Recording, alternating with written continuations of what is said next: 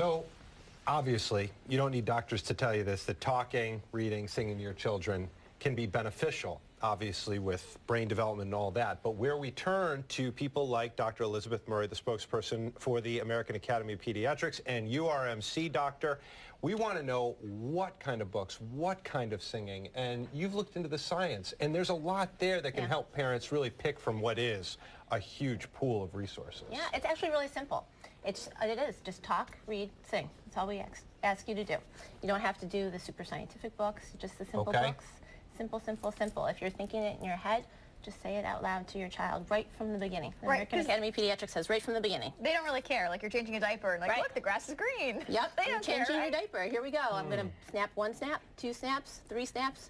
All those onesie snaps. Oops, I did it wrong. Let me do them again. What about the those Baby Einstein books that everyone went nuts about years ago? And if you didn't have the Baby Einstein books, somehow, you know, and you were giving your kids Simple Golden books or even, you know, the C. Dick and Jane books, people were like, well, that's not intellectual enough. No, actually, you were doing exactly the right thing by avoiding the Baby Einstein books. So simple is best. We know the baby brains right from the beginning, they're making 700 neural connections per second. Wow. So that's why anything you're giving them, anything you're talking to them about is really literally helping their brain grow right from the very beginning.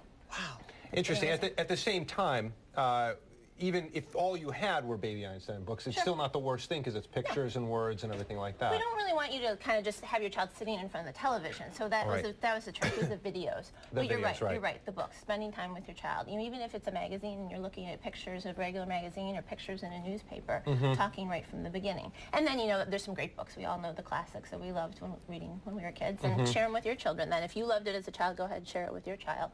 Everything you do is really creating the reality for that child, which is pretty amazing when you think about it. Oh, yeah. So it sounds more like the interaction value rather than the actual storyline. Yes. Yep. Spending time making that bond between you and your child, so they know that they're really part of the family and you have that togetherness.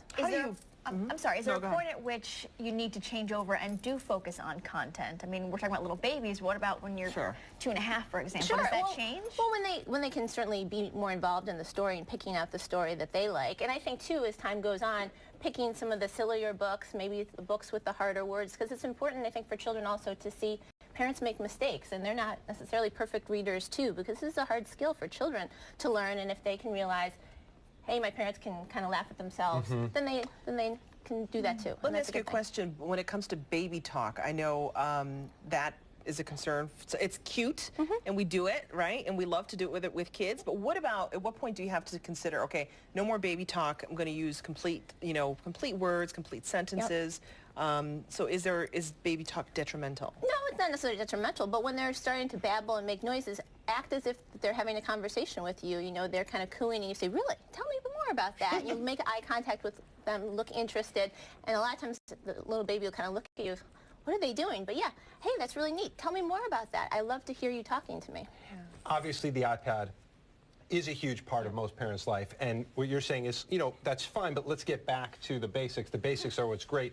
Is it okay to supplement a little bit? Of course. You know, there's a time and a place, and you need to, sometimes, if the task is 2.5 hours of errands, well, you know what, you're going to need something to rescue you. You know, you have to have the right expectations for the child. That's sometimes where we struggle. But, you know, it's not a classic video game. Some of these books actually have awesome iPad and phone apps. Right. The books are on the phone and they're interactive. Well, thank you very much, Doctor. It's great to have you in studio I today. could keep talking for a long time with Dr. Murray. Thank you so much. Thank you. That was great. Local headlines next.